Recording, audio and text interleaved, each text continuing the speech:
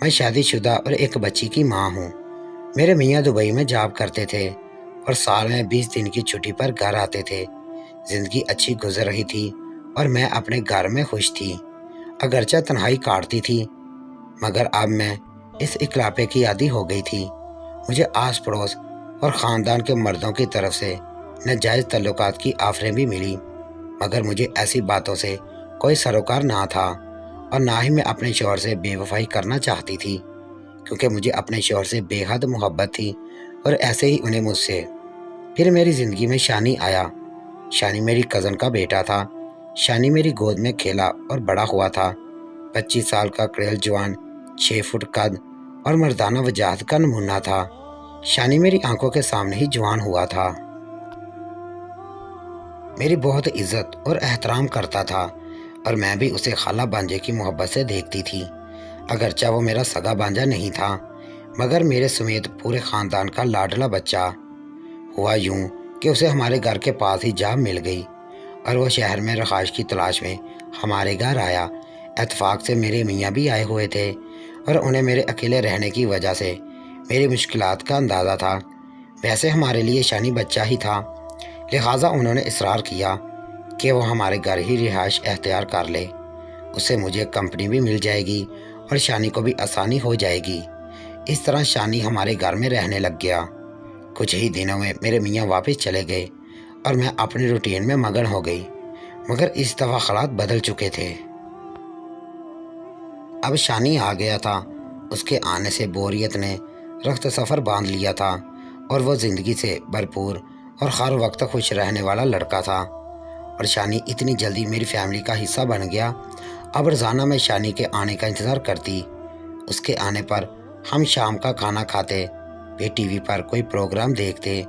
وہ میری بیٹی کے ساتھ کوئی کھیل کھیلتا یا اسے کہانیاں سناتا، اور پھر ہم اپنے اپنے کمرے میں سو جاتے۔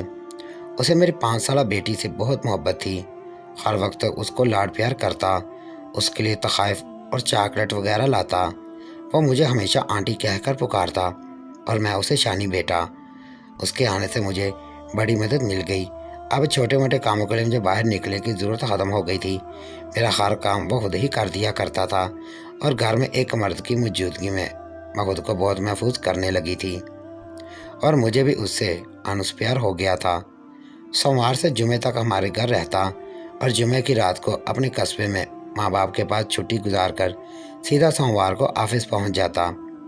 3 ماہ بعد پھر گرمی سٹارٹ ہو گئی۔ ہمارے گھر میں ایک ہی اے سی تھا جو میرے بیڈ روم میں لگا تھا۔ جب گرمی کی شدت بڑھی تو میں نے اسے اپنے بیڈ روم میں سونے کا کہہ دیا، کیونکہ دل میں کسی بھی قسم کا غلط خیال نہیں تھا۔